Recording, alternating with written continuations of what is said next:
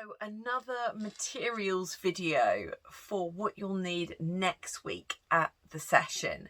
So we're carrying on with our abstract theme, but also going to be prepping for a landscape for the following session. So you'll still need your canvas pad and you're going to be making two paintings. So you'll be using probably 2 leaves out of your canvas pad. And you might need some masking tape or low tack masking tape to sort of demarcate your format before you start. So you might want to pop in some masking tape into your paint kit. In terms of what colours you'll need and what paint tools, I would stick with whatever you bought this week, last session with you. And I'll have some extra bits like the large palette knives and the paddle brushes that you can continue to use if you want to. So the only additional things you need to make sure you've got with you are, I have a colour wheel here somewhere. So we're going to be doing colour balance warm versus cool in one of our abstracts. So if you look on your colour wheel, and it's so brilliant if you can get one of these, you can see there's the very warm colours and the very cool colours. They actually, in fact, tell you on the other side that your bright yellow is where the warm starts and goes all the way around to the warm red, and where the violet starts, the cool colours start. So one half of your colour wheel is warm and one is cool. So when you're choosing a warm and cool colour, obviously choose it with that dichotomy in mind. So for example, you could choose a very moody Prussian blue, which of course is cool, and a very, very bright saturated almost orange red, which is warm. This is vermilion actually. Don't choose exactly the same ones as me. I'll probably do a different mix on the day. I'll just do whatever I feel, but choose one warm colour and one cool colour, or a couple of cool colours and a few warm colours. So make sure you've got warm and cool in your paint kit with you. And then the other painting we're going to be doing on our canvas pads is the dark versus light. So you need a few dark colours. So this is my go-to dark colour, Payne's Grey. There's loads of deep colours. Have a look and think in terms of light and dark, which is darker and which is lighter. So a good way of sussing that out is to look on your colour wheel.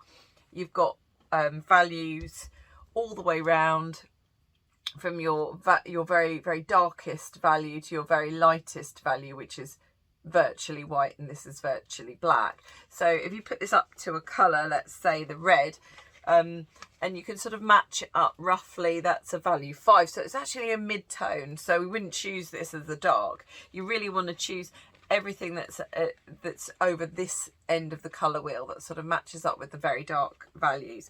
And then you choose your light colour. So I've got portrait pink here, and if you put this up to your values, your grayscale here, you'll see that it's very, very light, going towards value 8, value 9. Okay, so that's your very lightest values. So having one of these is really important. Pocket colour wheel, I think you can get them from Amazon. I'll have one in the classroom. I usually have one with me, although I couldn't find it this week, could I?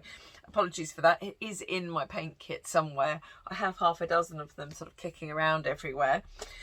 So that's all you'll need in terms of the content of the lesson. And then what we're going to do, actually first thing next lesson, is prep our canvases for the following session, which is not the consecutive week. We have 2 weeks off and then we come back, I think, middle of May to do this. I've chosen a 50 by 50 stretched canvas for mine, something around this size, so 50 by 50 centimetres. It's stretched up. There you are. This is a Winsor & Newton one, so it's a premium quality, but actually I find the cheaper ones are better. That sounds a bit strange, but if you go into the Works or the Range, you might be able to find something cheaper. You might be able to find something cheaper online, and if you're doing an order from Art Saver, you might be able to get a few from there that are a bit cheaper than the Winsor & Newton ones. I don't like the Winsor & Newton ones because whatever primer they use, it has a little bit of resistance and it's quite hard to get the paint on the surface. So you need to give it a couple of grounds before you can start working with it. So it can be very annoying, Winsor & Newton. So I've got loads of these and I will be using this, but I wouldn't necessarily recommend that. I'd say go cheaper. And the only other thing, or the other two things that you'll need, is a tub of modelling paste. This is the Pebeo modelling paste, and I think it's one of the cheapest on the market, and it is very good. So there you go. It's somewhere you can save. I'd always say some things you need to spend a bit more money on, some things you can really save on, and modelling paste is that.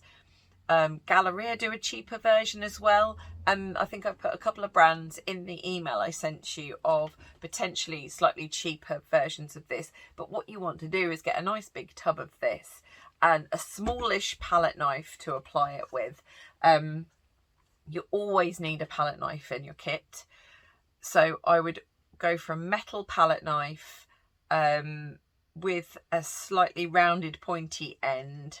Diamond shape. Let me show you one. Hang on, I hadn't planned to show you one, but I will. So aside from the lovely big palette knives we use this week, and you'll be able to use those next time as well, it's always good to have what I would say is a traditional palette knife, and this is the sort of thing I mean. So in terms of my hand, my palm, you'll see it's not even a palm, so it's not huge.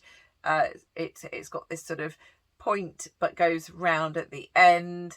You can get very pointy ones and they're great for scraping back, but this one's really good for mixing and also for perhaps applying the modelling paste. So it's great to have a palette knife. So if you see one with I'll have a few with me. I'm more likely to have big ones though, and not these small ones. But if you ever see the small ones on offer, they're a good thing to have in your kit. So remember, modelling paste and a surface. We're prepping that in order to paint it the following session. So that's the session I think that comes round in the middle of May. But the things you will need are your canvas pad, a bit of masking tape, warm and cool, dark and light, in any combination you want, as long as you've got the two with you, and whatever you brought to the last session in terms of mark making paint applicators. So you know, your rollers and your brushes and your cloths and whatever, and I'll have some with me as well.